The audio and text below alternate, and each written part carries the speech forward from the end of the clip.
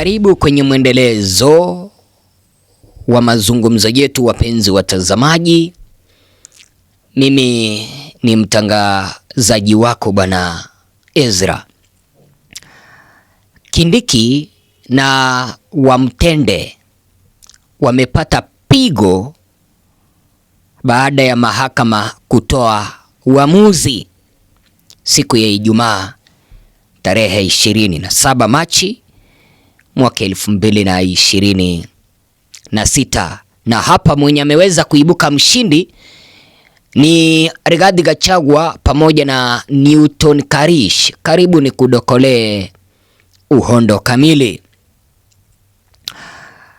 Chama cha United Alliance ukipenda UDA kimepata pigo baada ya mahakama kuu siku ya Ijumaa tarehe 27 Machi mwaka 2026 kuagiza kufanyika kwa kuhesabiwa upya kwa kura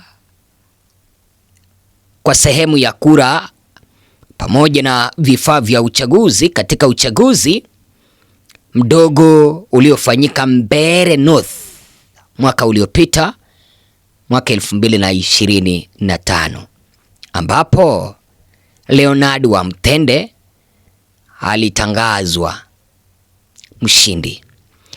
Kumbuka kwamba mgombea wa chama cha Democratic Party chake Justin Muturi, Newton Karish, aliwasilisha kesi mahakamani kupingana na ule ushindi wa ushindi wake Leonard Wamtende, yule ambao ulisikia Kindiki akisema Wamtende. Sasa kulingana na Newton Karish, alisema kwamba hakuridhika na yale matokeo, hivyo basi akaomba mahakama kumsikiliza. Na leo Machi 27 au kipenda Machi 27, mahakama iliweza kumsikiliza na ikakubali ombi lake Newton Karish kwamba uchaguzi ama kura ziweze kuhesabiwa upya katika vituo mbalimbali upande wa Mbeere North, kwa sababu wanahisi kwamba kuna udanganyifu fulani ambao uliweza kufanyika. Unajua, wakati mwingine serikali ikitaka kufanya ukora, unakuta yale majira ya kuelekea kumaliza kupiga kura, wanarusha vitoza machozi, ukipenda tear gas, mahala ambapo wananchi wamejumuika, alafu kipindi kile ndipo wanapitisha karatasi ambazo zimeweza kusahihishwa zikimsaidia yule mtu ambaye wanataka aweze kuchaguliwa. Na huyu ndio yule umesikia William Ruto akijisifu alishinda mpaka Mbeere North. Sasa jaji mwenye anaitwa Richard Mwongo wa mahakama kuu ya Embu alielekeza kuwa kuhesabiwa upya kufanyike katika vituo maalumu vya kupigia kura na masanduku ya kura ambapo dosari au wizi wa kura uliripotiwa. Sasa katika uamuzi wake, Jaji Mwongo alisema kuwa kulingana na ushahidi uliowasilishwa pamoja na ripoti ya afisa msimamizi wa uchaguzi wa wilaya, uchunguzi wa sehemu na kuhesabiwa upya kwa vifaa vya uchaguzi ulikuwa muhimu. Kwa hivyo unaona ripoti ambayo iliweza kuwasilishwa na afisa msimamizi wa uchaguzi aliyekuwa afisa msimamizi wa uchaguzi katika eneo bunge hilo la Mbeere North, na ushahidi ambao uliweza kuwasilishwa na Newton Karish ulimsukuma Jaji Mwongo kuitisha ukaguzi upya na kuhesabiwa upya kwa kura eneo hilo la Mbeere North.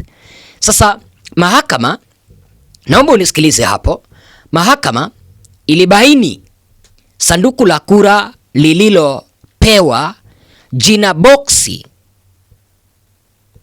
ballot boxi namba 135 kuwa na vifaa maalumu vilivyopelekwa kwenye kituo cha kujumuisha kura bila maelezo au rekodi sahihi. Sasa unaona, mahakama imeweza kusema kwamba kuna boksi maalumu almaarufu kama box number 135, kulikuweko na vifaa maalumu vilivyopelekwa kwenye kituo cha kujumuisha kura bila ya maelezo au rekodi sahihi. Hapa ndipo wizi uliweza kufanyika. Hapa kukuwepo na rekodi sahihi. Unapata kwamba wapiga kura walikuwa 3,000, lakini kura ambazo zimeweza kuandikwa kwamba mtu fulani ameshinda na kura 5,000. Hasa unashangaa wapiga kura ni 3,000. Itawezekanaje wale ambao wamepiga kura ni 5,000? Sasa hapo ndipo unapata kwamba hapo ndipo huyu jaji ameweza kusema kwamba palikuwepo na maelezo yasiyo sahihi katika ballot box number 135. Sasa aidha, masanduku yote 15 yenye vifaa vya KIMS vilivyotajwa katika ripoti ya afisa msimamizi wa uchaguzi wa wilaya Mbeere North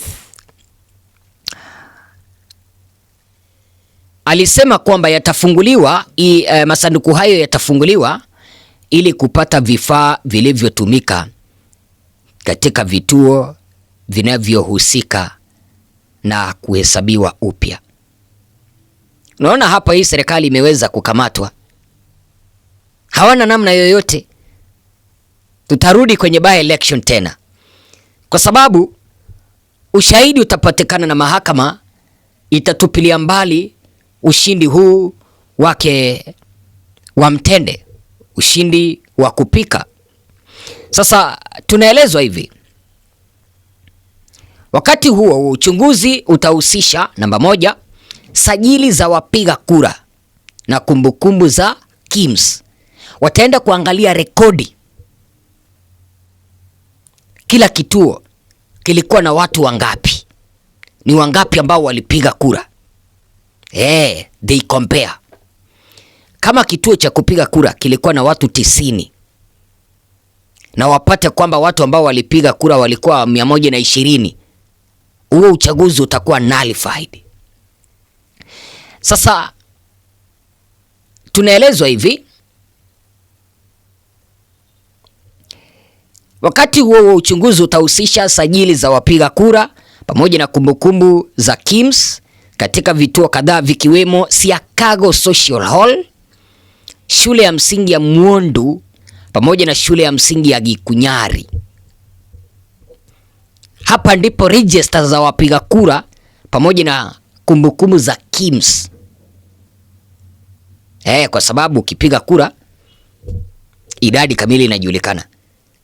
Sasa wizi unakisiwa kwamba ulifanyika upande wa Siakago Social Hall, shule ya msingi ya Mwondu pamoja na shule ya msingi ya Gikunyari. Sasa tunaelezwa kwamba kuhesabiwa upya kwa kura kutafanyika kikamilifu katika vituo vya Gitiburi 1 pamoja na Gituburi 2 ambako moto uliathiri mnyororo wa uhifadhi wa kura, na pia katika kituo cha Kaungu ambapo vurugu na msongamano wa watu vilisababisha kufungwa kwa muda kwa dakika 30. Unaona, kile kipindi cha kuhesabu kura kuna mahala ambapo tuliambiwa kwamba Geoffrey Ruku alienda alafu pakatokea vurugu, na mnaelewa nimekueleza kwamba kipindi ambapo serikali inataka kufanya kitu kama vile kupitisha karatasi ambazo sio sahihi, wanaleta vurugu, wanarusha vitoza machozi. Kipindi ambapo watu wanachana mbuga au wanakimbia, ndipo wanapenyeza zile karatasi. Sijui kama unanielewa mpaka hapo, mpenzi mtazamaji. Unanielewa mpaka hapo, mpenzi mtazamaji? Vile vile tunaelezwa kwamba mahakama pia iliagiza uchunguzi wa fomu ya uchaguzi 35A kutoka vituo 4 ambavyo viliripotiwa kuwa na mabadiliko. Kuna vituo 4 ambavyo fomu zake za 35A mabadiliko yalitokea. Yaani takwimu zilibadilishwa. Kama mtu fulani alipata kura 200, unashtuka walibadilisha wakaandika 2000. Hasa wamesema kwamba uchunguzi wa fomu 35A kutoka vituo 4 viweze kukaguliwa, na vituo hivyo ni pamoja na shule ya msingi ya Ruagori, Karimari, Kanyuombora, Karambari,